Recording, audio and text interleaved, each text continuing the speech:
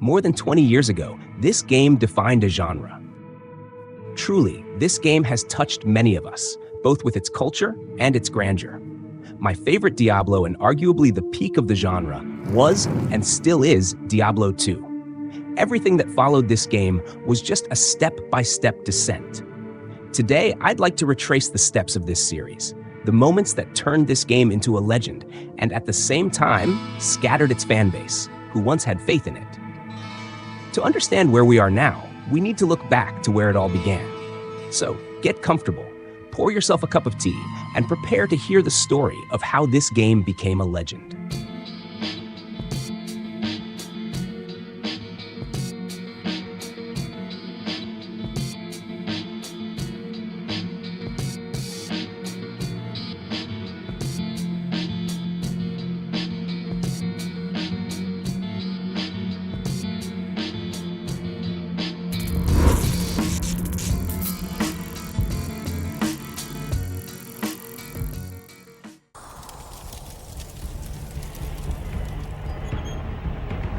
What force wrought this destruction?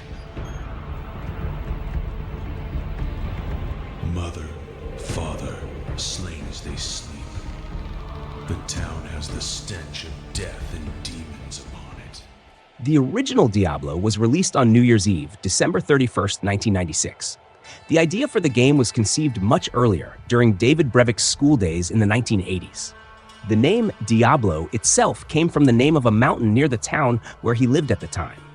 Initially, Diablo was envisioned as a turn-based tactical RPG, where players would control their character one turn at a time. Brevik drew inspiration from roguelike games such as Rogue and NetHack. Brevik always aspired to be a game developer. After college, he took a job at a digital clip art company to pay the bills, but his passion for creating games never waned. At this company, he met like-minded individuals, and when their workplace went bankrupt, they decided to form their own studio. To honor the last project they had worked on at the defunct company, a project that never saw the light of day, they named their new studio Condor. At Condor, Brevik created the now famous Diablo design document, outlining his vision for the game. Originally, it was meant to be a single-player, turn-based DOS game inspired by collectible card games like Magic the Gathering. His idea included selling in-game items like swords and armor through collectible cards. He also considered using claymation and stop-motion photography for the graphics, but abandoned this due to the high costs and time demands. As a fledgling studio, Condor needed funding. They decided to work on other projects while developing Diablo on the side. One such project was Justice League Task Force, commissioned by a larger studio.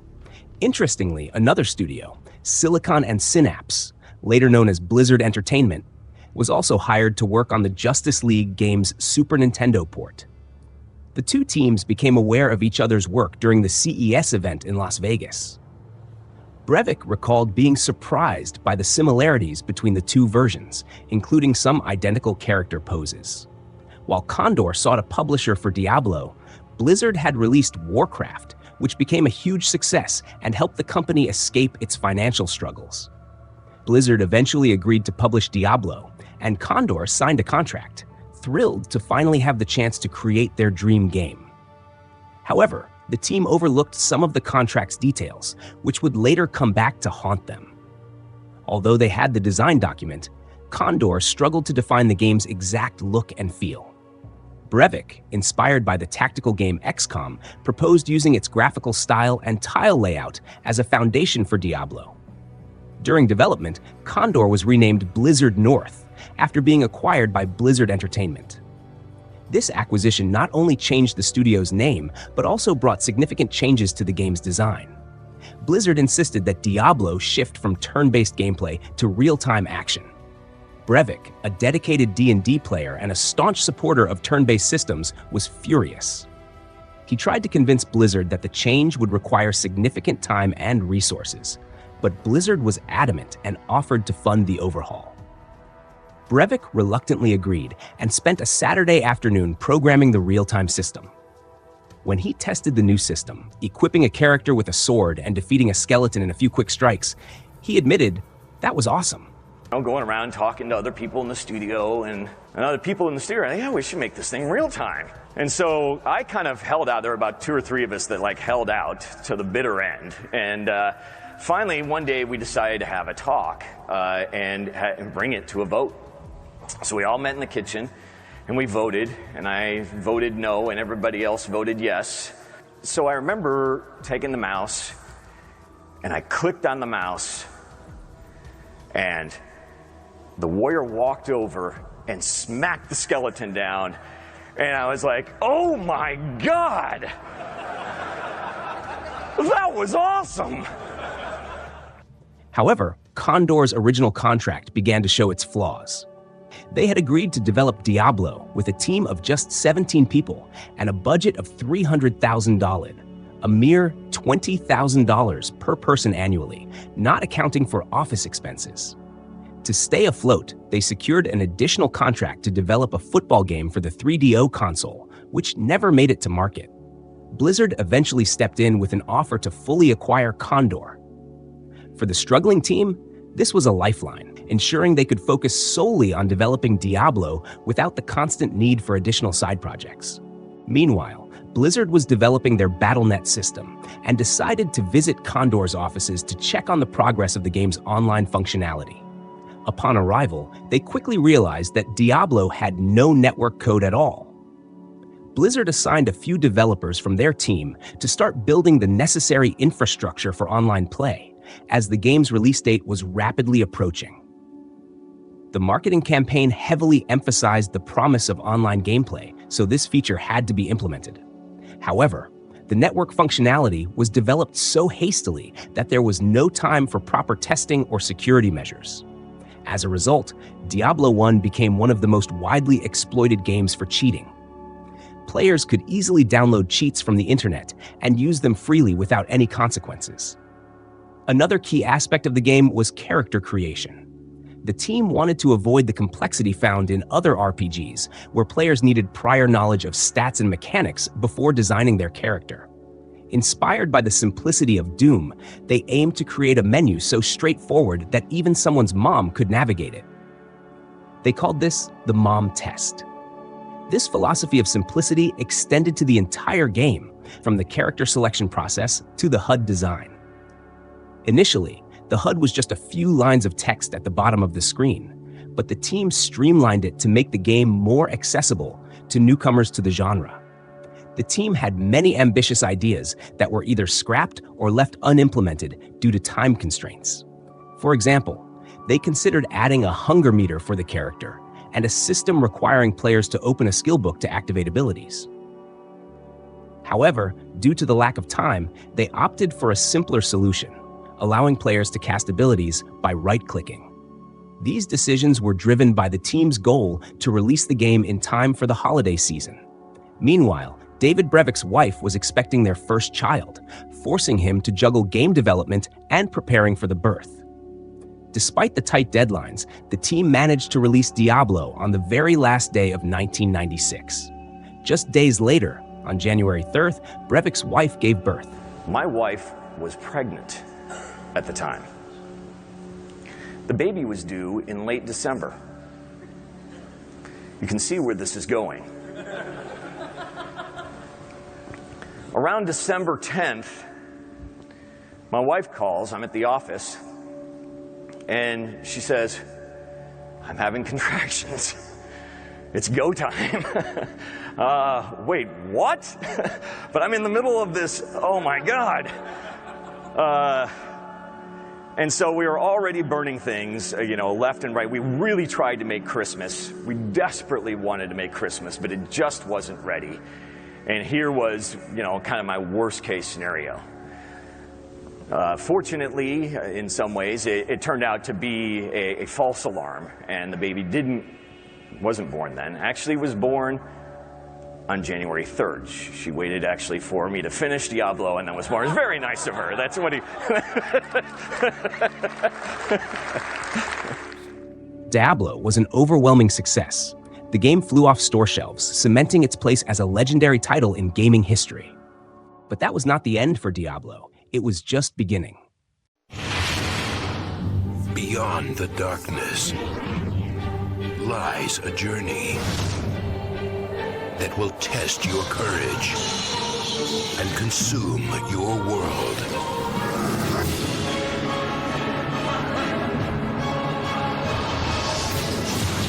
Diablo II. Evil has survived.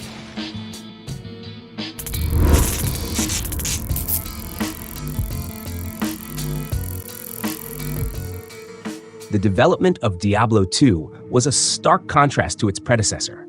This time, a full team of 40 experienced developers worked on the game. They no longer had to worry about the company's financial situation or take on extra jobs to cover debts. With this project, there was no rush, as the team thoroughly tested the game and faced no strict deadlines for its release. In 1997, shortly after the release of Diablo I, the team gathered around the table and began brainstorming ideas for how to improve the game. Initially, they considered creating an expansion pack for the original Diablo. However, after a few months, they realized they had too many ideas to fit into a mere add-on. It became clear that a full-fledged sequel was necessary. Blizzard had a unique approach to game development at the time. They didn't use detailed documentation to guide the team. Instead, they simply shared ideas with one another, pursuing whatever seemed exciting or fun to implement. To ensure the developers stayed laser-focused on the game's creation, Blizzard handled everything else: Battle.net integration, marketing, distribution, and sales. The Diablo II team focused solely on development. One downside of this freedom was that the developers were also responsible for creating all the tools they used. Many of these tools, designed specifically for internal use, were inefficient. For instance, 3D models were created in 3D Studio Max, then imported into a custom program that rendered them from various angles and exported them into the game's format. This program was notoriously slow and inefficient. Lead designer Eric Schaefer admitted that they could have optimized the tool to work faster, but they didn't bother, reasoning they'd only need to use it for a few weeks and then never again. This quick and dirty approach persisted throughout development, with minimal effort put into refining the tools. Despite these limitations, the tools allowed the team to replicate Diablo I's art style closely.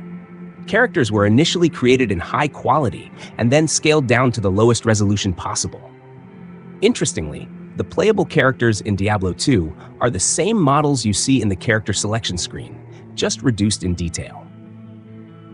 Originally, Diablo II was planned to feature a fully 3D world with a voxel-based system. However, in 1997, computer hardware wasn't powerful enough to handle such graphics. Consequently, Blizzard returned to the old graphical style, using 640 by 480 resolution and 8-bit color depth. To start testing as soon as possible, the team focused on building a functional game foundation early on. This approach allowed them to polish the combat system extensively, resulting in its exceptional quality. Schaefer explained in an interview that they quickly realized players would fight the same enemies repeatedly for long periods. This led to an early focus on variety, such as mixing different sounds for players and monsters to keep combat engaging. Unlike its predecessor, Diablo II featured unique character classes. In Diablo I, players could choose from 3 classes: warrior, rogue, or sorcerer, but all characters could learn the same skills and use the same items. The only differences were in attribute growth and hidden passive abilities. Only the warrior could land critical hits, and only the sorcerer could recharge staves. In contrast, the developers of Diablo II wanted each class to feel distinct. Each class was given 15 unique skills that only they could learn. Initially, the team planned for skills to be learned through items, requiring players to find specific skill books to gain points. However, this system was difficult to balance, as players often found skill books for other classes instead of their own. This led to one of the best design decisions in the game. Drawing inspiration from strategy games with tech trees, the developers introduced a skill tree system. Players would gain 1 skill point per level and could unlock skills as they leveled up, provided they met the prerequisites. This system introduced an entirely new meta to the gameplay.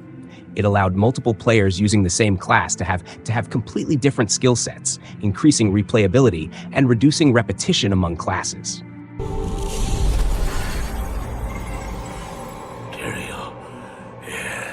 One of the most important decisions from the very beginning of Diablo II's development was to create a fully realized world around the game. The team succeeded by crafting an intriguing and engaging story, designing quests that directly tied into the unfolding narrative. This approach immersed players from their very first steps. Additionally, the rewards for completing these quests were highly valuable, motivating players to undertake them. A key decision was to incorporate cinematics that told a parallel story following another character. This added more context and depth, explaining why players needed to journey through these dark locations while following the trail of the Dark Wanderer. Another critical feature carried over from Diablo I was randomization. Although the game originally featured only 4 towns, the world beyond them felt vast and expansive. Everything outside the towns, from environments to the darkest dungeons, was procedurally generated. The game introduced significantly more items, monsters, and magical properties that could appear on both. Occasionally, players would encounter differently colored monsters, known as elites, which were stronger but had a higher chance of dropping better loot. The randomization in Diablo II was immense. Traversing such large areas could have been a tedious slog if not for strategically placed waypoints. These allowed players to significantly reduce travel time. Each town had its own waypoint, and discovering new ones enabled fast travel between locations. Blizzard added several new mechanics, such as item sockets and gems, which players could insert into equipment for added bonuses. They also introduced hirelings, mercenaries who could fight alongside players against the forces of hell. These hirelings had different abilities based on their class and type, and players could equip them with items found in the world. Hirelings could even level up and improve their stats, similar to the player character. From Diablo 1 to Diablo 2, where are you taking Diablo 2 from 1? I mean, what are you making better, different? What did you learn? There's a lot more role-playing elements. The world is continuous instead of broken up into just levels. There are more attributes for your character. They get to specialize in certain areas. Really excited. Dave Brevik, the creator of the Diablo franchise, believes the game isn't just an RPG, but a mixture of many genres. Diablo is a role-playing experience, but with a lot of action, and it's just kind of more of a hybrid than pushing a genre in a certain direction. Testing was a monumental task for this game. Since every playthrough was unique, testers couldn't rely on standard methods to evaluate whether a character, such as a fire-focused sorceress, could complete the game on hell difficulty using only fire skills. The randomness of item drops meant there was no way to predict what gear a player might find along the way. The only solution was to play the game repeatedly.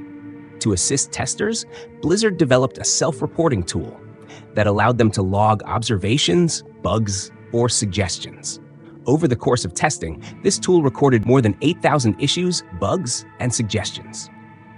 Another important element developed alongside the game was the new BattleNet service. Originally launched with the first Diablo, it became the largest gaming service in the world. By the time Diablo II launched, Battle.net had 6 million unique active users. To avoid repeating the issues caused by the original BattleNet's code, Blizzard hired top-tier internet providers to build the new platform from scratch. While they prepared to support 300,000 active users on launch day, they severely underestimated the game's popularity. When Diablo II was released on June 29, 2000, it became one of the fastest-selling games of its time, earning a spot in the Guinness Book of World Records for selling 1 million copies within the first 2 weeks. The game was a massive success, both commercially and critically. Diablo II expanded on its predecessor in numerous ways, though its core gameplay remained familiar. Classes were still a defining feature, but now they had skill trees. Items retained magical properties, but also introduced item sets, groups of items that, when fully assembled, provided special bonuses. The number and variety of monsters grew significantly. With improved AI, magic resistance was removed, replaced by poison resistance. Quests were more engaging and tied closely to the narrative. Players explored locations ranging from the old town of Tristram, from the original Diablo, to another dimension, outside time and space, reminiscent of the cosmos. The Gothic tone of the game was preserved and even enhanced, while the UI remained simple yet improved with quality of life features. One controversial addition was the stamina system, which gradually decreased as players ran.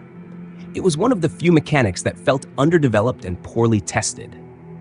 The game introduced new classes while keeping the original 3. The Amazon, reminiscent of the original Rogue, specialized in ranged attacks and traps.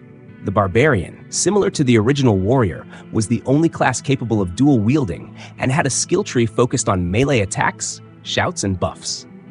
The Paladin, a holy warrior, was also a spiritual successor to the Warrior class. His skills were prayers that could buff allies or himself while damaging enemies. His arsenal featured fast, aggressive attacks with some AoE and ranged capabilities sprinkled in. The sorceress in Diablo II was most similar to her predecessor, the Sorcerer. This magic user mastered fire, lightning, and cold elements, making her skills some of the most damage-dealing in the game. Finally, the most unique class in Diablo II was the Necromancer.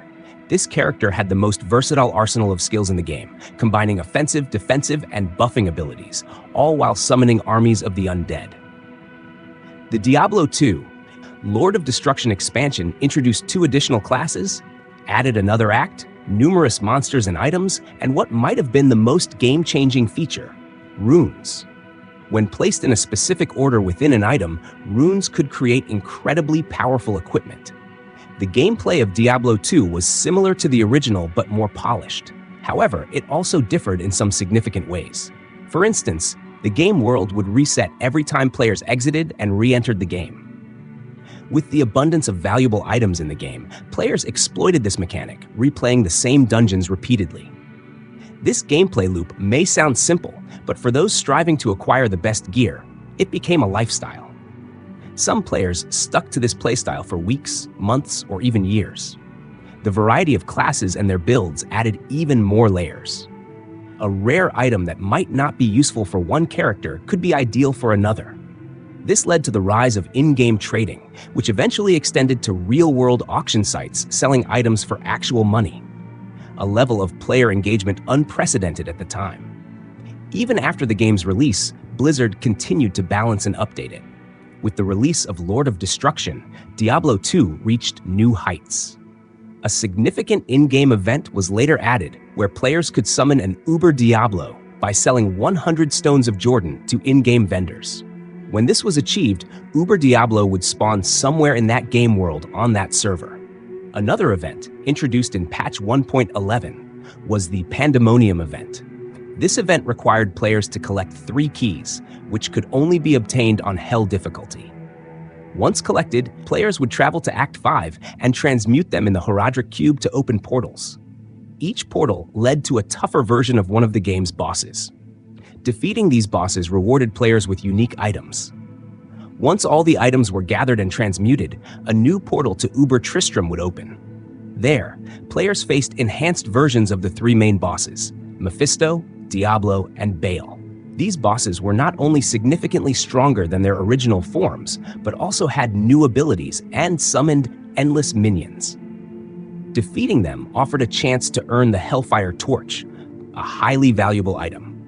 Blizzard's final major patch introduced skill synergies. Before this, players often found themselves with useless skill points after maxing out their preferred abilities.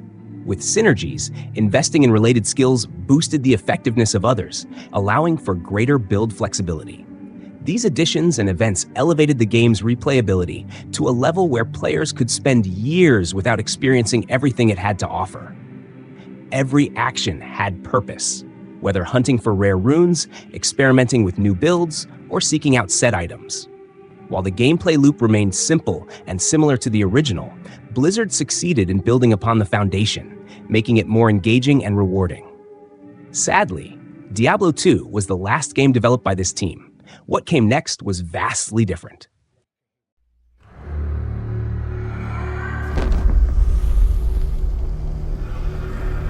It has been said,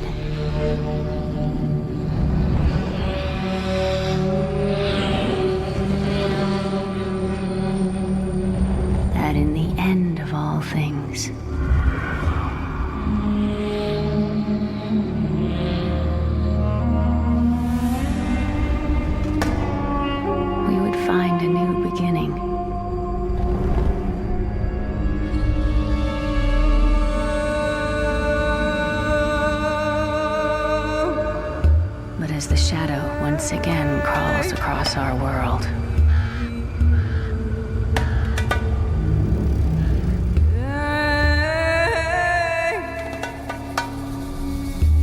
And the stench of terror drifts on a bitter wind.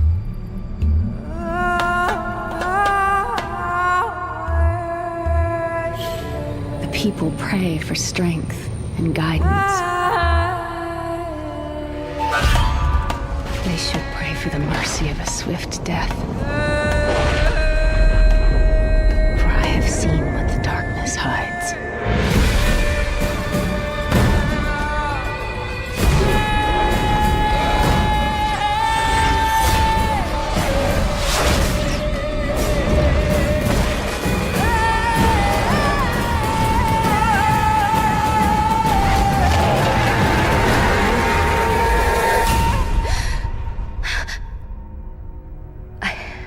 I don't think it's safe here.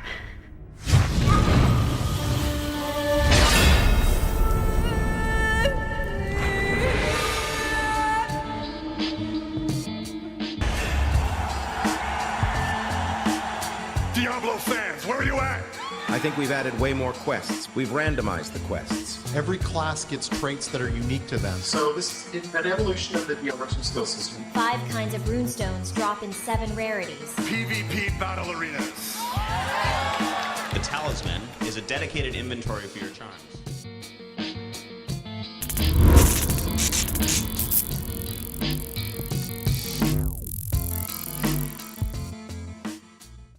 The development of Diablo III was long considered shrouded in darkness, with much pretending that everything was going well. However, the reality was far worse than we all thought.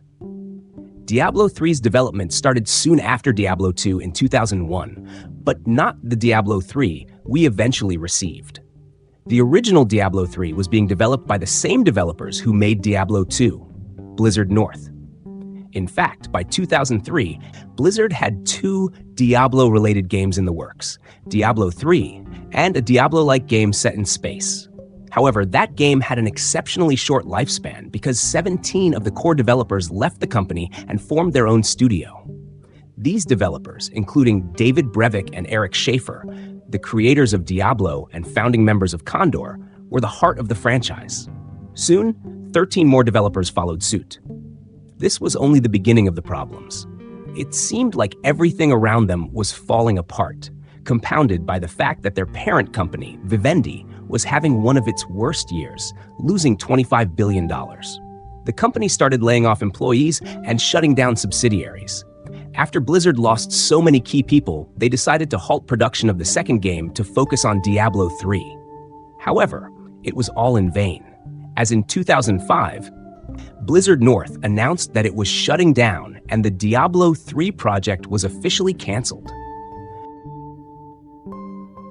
The reasons why Vivendi closed Blizzard North remain unclear, but there were rumors that Vivendi was dissatisfied with the quality and pace of Diablo III's development. It's hard to make a game when its leaders and key developers leave the company. Despite this, 8 years after the release of Diablo II, Blizzard announced in 2008 that Diablo III was finally back in development. Diablo almost single-handedly invented the action role-playing genre. Today, we will show you how Diablo III improves on that legacy to provide a better role-playing game and a better action game. However, we wouldn't see the game for another 4 years.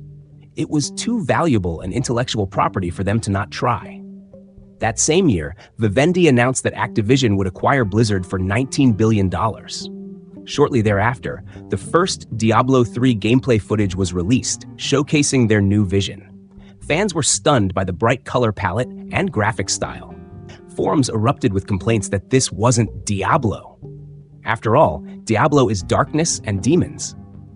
Fans even started petitions to change the art style, which garnered 25,000 signatures. But instead of the producers listening, they simply replied, "Color is your friend," effectively brushing off their fans. Developers further irritated the community with cartoon-like promotional materials, and one of the secret levels, which previously had been haunted by bipedal cows, was replaced by colorful, cute bears and unicorns, mocking the fans further. Despite all this, the gameplay reveal was still impressive, and fans quickly took note of even the smallest details, such as how monsters reacted when they were defeated, how they fell from bridges, or how their bodies were splattered by powerful barbarian hits. They also noticed the new HUD, which included several skills and a resource bar that resembled mana. Previous videos had shown plans for an item identification system similar to Diablo II, specifically identification scrolls. But the developers were also experimenting with scrolls that could summon pets, highlight treasure on the map, and apply magical effects to items. At first glance, it appeared the characters were very similar to Diablo II and could be played in a similar way, including the new class, Witch Doctor, which used crowd control and long-range magic. However, everything would change later. In an interview, the developers revealed that they had been overly focused on quality of life features.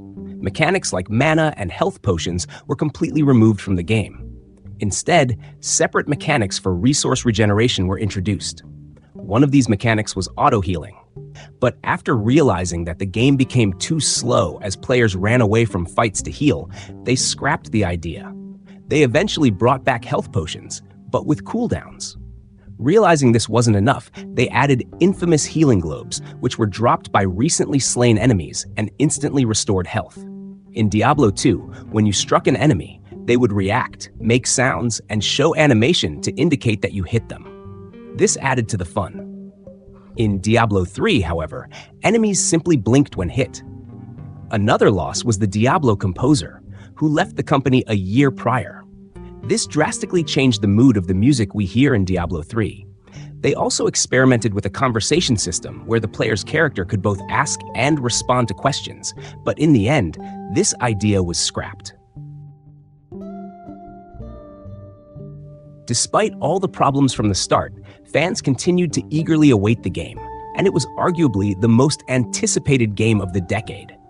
In 2009, Blizzard released another trailer and some information about the game. In the trailer, we saw a new class, the Monk. They also mentioned that they didn't like the skill trees in Diablo II because players would just dump all their points into a single skill. The system wasn't perfect, but it wasn't bad either. They decided to change it. They showed that they had considered many variations of the new skill system.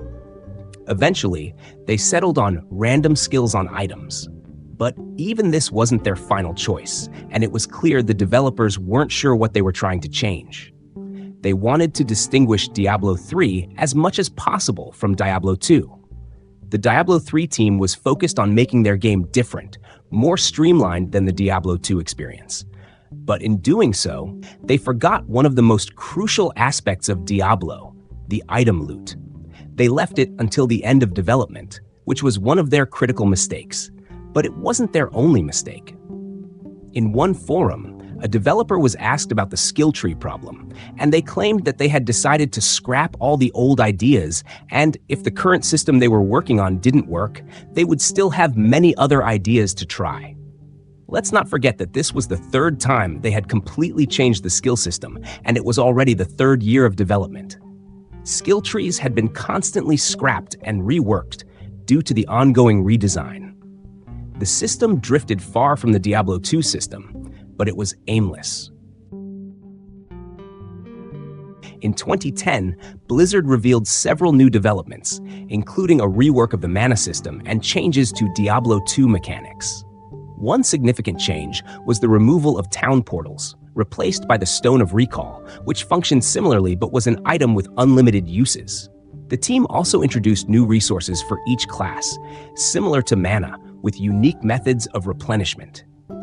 While this was generally well received, as it gave each class a distinct feel, it contradicted Blizzard's earlier claim that one of the main goals of Diablo III was to eliminate unnecessary math from the game.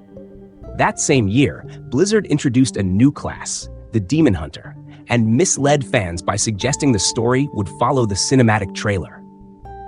One of the biggest announcements of the year was Chris Metzen revealing that Diablo III would feature an arena PvP system. Nothing like a little old hyper-violence for your Friday morning. Guys, in similar fashion, in the play demo hall, you will be able to, show up, pick your favorite class, and beat the brains out of each other, right? So have a great deal of fun doing that this afternoon, throughout the weekend. Fans were excited to test their skills in PvP, with wizards proving to be particularly powerful in early tests, with their lasers easily melting opponents. At this stage, it became evident that Blizzard had taken on a hefty responsibility to balance PvP, single-player, and co-op modes. The number of players in matches fluctuated, initially starting with 2v2 in early demos, then progressing to 3v3, and eventually settling on 4v4. For those unfamiliar, the more players involved in a match, the easier it is to balance the game, as the power distribution becomes more even with each added player. Nevertheless, the concept of testing your strength against another player instantly became one of the most eagerly awaited features. Blizzard then introduced runes, items that could be added to skills. Initially, rune names were straightforward, but they later changed to color names such as indigo, obsidian, alabaster, and golden. Runes were meant to be active items in your inventory, which players had to find in order to use them.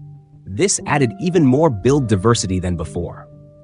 There were different levels of runes, offering not only stat boosts but also visual effects. The highest tier runes could only be found on the hardest difficulty settings. Fans quickly compared these skill runes to Diablo II's runes, which were used to create rune words that enhanced specific items. Players frequently inquired about rune words in skill systems, but Blizzard had no clear answers. One of the most talked about features Blizzard frequently mentioned was random quests. The idea was that players wouldn't know which quests they would receive, adding an element of surprise. Initially, the concept sounded intriguing, but upon release, it became just another promised feature that Blizzard ultimately failed to deliver. In 2011, Blizzard held another event, inviting prominent YouTubers to test the game. With only 1 year left in development, they still hadn't finalized one of the most crucial elements, the skills. They opted for a simpler approach. Skills would unlock at specific levels, and the rune system would remain. They also redesigned the passive skill system, which would now unlock automatically when players reached particular levels. Then, Blizzard shocked everyone by introducing 2 in-game auction houses, one for trading gold for new weapons, and another where players could buy or sell items using real money. Fans from World of Warcraft and Diablo II were initially content, as Blizzard had banned third-party gold-selling websites at the time. This seemed like a good idea, but Blizzard soon introduced one of their worst ideas, the Cauldron of Jordan and Nephalem Cube. These allowed players to either sell or destroy items to create magical salvage items, completely eliminating the need to return to town. Interestingly, Jay Wilson, in a press event, stated that he didn't want Diablo III to become an esport, despite the game having been marketed as competitive until then. This statement was puzzling, especially given the inclusion of team-based PvP modes. It became clear why Blizzard removed the entire PvP system later on. After Heroes of the Storm failed as an esport, it might have been a wise decision. However, many fans still held out hope for PvP in Diablo III due to its potential. It also became clear that Diablo III would be an always-online game. While this wasn't a new concept by 2011, it caused a stir among players. Always-online games have their pros and cons, such as the ability to play with friends, shared stash, and drop-in drop-out multiplayer. However, the downside was that hardcore players needed a stable internet connection and were still vulnerable to occasional server failures and lost characters. Like any always-online service game, Diablo III was not immune to eventual shutdown, meaning the physical disc would eventually be worth only the plastic it was made from. At BlizzCon 2011, the PvP system was still promised, but data miners discovered that Blizzard had created numerous PvP arenas where players could fight within time limits. Fans didn't know it then, but this would be the last time they would see the mode in the game.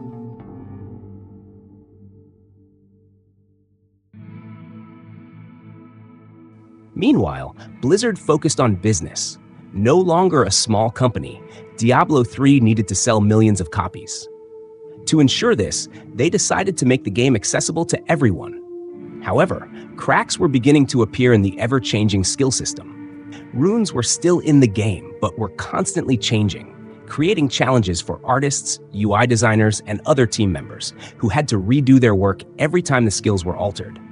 Then, in a forum post, a developer announced that skill damage would now be calculated based on the weapon equipped, including its damage and speed. This applied to all classes, making weapons the most important factor in maximizing DPS. It no longer mattered what weapon you equipped, as long as it had the highest DPS, turning weapons into mere stat sticks. In 2012, the long-awaited release date for Diablo III was announced, but the developers had known internally for years that they were far behind schedule. In the months leading up to launch, Jay Wilson revealed numerous feature cuts aimed at streamlining development. The Cauldron of Jordan and Nephilim cube were removed, and Wilson declared the Scroll of Identification unnecessary, leading to its removal as well. Blue items now auto-identified, while yellow and higher-tier items could be identified with a simple click. This led players to question the point of the mechanic if it came with no associated cost. The NPC Mystic was also shelved, along with the ability to change item affixes. Gear became the centerpiece of progression after the removal of skill trees, traits, and charms. However, Diablo III's system introduced a major flaw. All damage was scaled by the character's primary attribute, which could only be increased through gear. This made gear selection heavily dependent on stats, but following the 2012 attribute changes, a third of all gear would often be entirely unsuitable for any given character. As a result, players were essentially forced to turn to the auction house to acquire viable equipment. Another major shakeup came with the complete redesign of the rune system. Originally, runes were intended to upgrade skills with 4 distinct variants, each further enhanced by one of several rune levels. This design promised unprecedented build diversity, granting every character a unique playstyle. However, the implementation faltered. Each rune's color and rank occupied a separate inventory slot. With 5 rune colors and 7 ranks, this created 35 rune variants per skill and up to 4,000 new items to manage. The inventory clutter proved insurmountable, and years of development were ultimately scrapped. The reworked skill rune system made runes automatically available at predetermined levels, eroding build individuality and creativity. Jay Wilson defended these changes in forums and public statements, claiming, "We are making a game where you don't need to go to another webpage to see how to build your character." Despite these assurances, many of the last-minute changes were met with backlash from Diablo's core fans. On May 15, 2012, Diablo III finally launched after 12 years of development. The game was a commercial success, selling 12 million copies by the end of the year and quickly becoming the fastest-selling video game of all time. Fans eagerly installed the game, patched it on day one, and clicked Start for a game they had been anticipating for over a decade. However, not everyone could play. The infamous Error 37 became a meme overnight, emblematic of the frustrations surrounding always online games. Server issues plagued the launch. Player peaks reached 5 million, far exceeding Blizzard's expectations. Unlike MMOs such as World of Warcraft, which use login queues to manage player load, Diablo III lacked such systems, leaving players unable to connect. The phrase, Error 37 went viral, inspiring everything from memes to fan sites, and even merchandise like mugs and t-shirts. Ironically, one of these fan pages was hacked. Server instability wasn't limited to connectivity. Lag made cooperative play frustrating and rendered solo play equally troublesome. Hardcore players, whose characters were permanently lost upon death, found their progress wiped out by server crashes. After 12 years of anticipation, Diablo III stumbled badly at launch, exposing the lack of proper testing. The game's beta, limited to content up to the Skeleton King, was primarily designed to avoid story spoilers, but this decision meant much of the game, including the endgame, remained untested. Blizzard could have simply muted dialogue or cinematics to avoid spoilers, but instead, critical systems went unexamined. The endgame consisted of 4 difficulty levels: Normal, Nightmare, Hell, and Inferno. While reaching the maximum level was straightforward, Inferno proved far more challenging, as survival required rare gear drops exclusive to that difficulty. This created a frustrating loop where players needed Inferno-quality gear to progress through Inferno itself. Despite these challenges, the most hardcore players conquered Inferno within days. Yet, Diablo III lacked core online features like clans, ladders, or competitive activities, leaving its online aspect feeling hollow. The biggest disappointment was the absence of the highly anticipated PvP system, including arena battles promised during development. Blizzard claimed testing was impossible due to story spoiler concerns, but given the actual story content, this explanation felt exaggerated. Ultimately, Diablo III launched with many unfulfilled promises, a deeply flawed endgame, and a rocky online experience, leaving fans divided on whether the long wait had been worth it. Everything they claimed to avoid ended up happening anyway. The story was bland and uninteresting. One of the biggest disappointments was that they made the Diablo girl and killed off one of the most beloved characters from the start, Deckard Cain. All in-game cinematics were about the new character, Leah, Cain's niece. She was the main character, and your character was essentially just tagging along. The character background was supposed to be rich, but unfortunately, there was nothing. And despite a few different dialogues from helpers, the story unfolded the same way. Despite its controversies, Diablo III still has a large player base that enjoys the game, and some say that the Reaper of Souls expansion saved it and made it more interesting, while others argue it ruined the game. Still, Diablo III sold 5 times as many copies as Diablo II over its entire lifespan. But Blizzard wouldn't have poured money into this if they didn't see that Diablo III was ultimately a disappointment. There was another expansion pack planned right after Reaper of Souls, but it was canceled because they felt that too few people were playing Diablo III.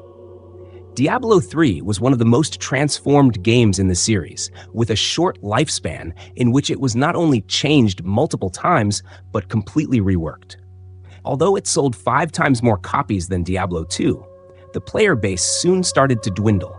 Of course, even Blizzard themselves admitted that the culprit for the rapidly shrinking player base was the rear item drop rates, and players chose the easier option to acquire them, the real money auction house. The auction house destroyed the core game loop. It used to be, go to a new location, kill demons, get better items, and repeat. The auction house made it so that you no longer needed to go to a new location, kill demons, or get better items. Everything was available with just the press of a button. This was no longer a Blizzard game. It was a Blizzard entertainment game. Blizzard claimed they created the auction house because players were scammed in Diablo II, and they wanted to regulate this issue.